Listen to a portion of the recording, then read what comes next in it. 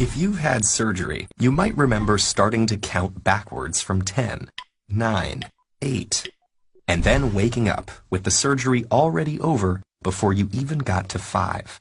And it might seem like you were asleep, but you weren't. You were under anesthesia, which is much more complicated.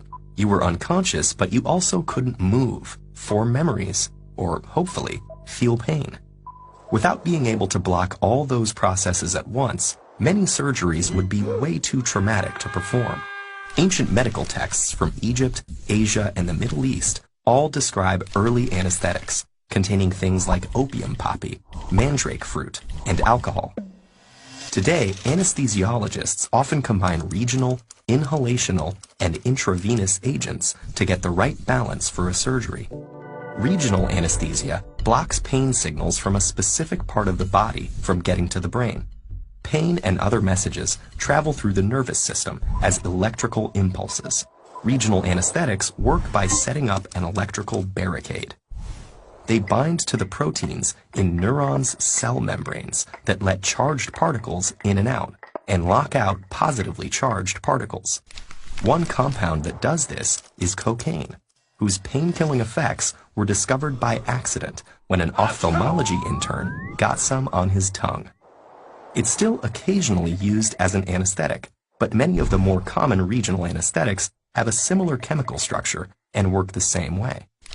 But for major surgeries where you need to be unconscious, you'll want something that acts on the entire nervous system, including the brain. That's what inhalational anesthetics do. In Western medicine, diethyl ether was the first common one. It was best known as a recreational drug until doctors started to realize that people sometimes didn't notice injuries they received under the influence. In the 1840s, they started sedating patients with ether during dental extractions and surgeries.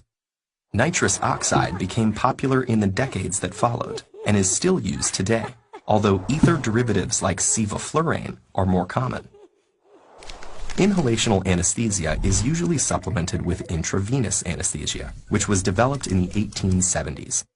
Common intravenous agents include sedatives like propofol, which induce unconsciousness, and opioids like fentanyl, which reduce pain. These general anesthetics also seem to work by affecting electrical signals in the nervous system,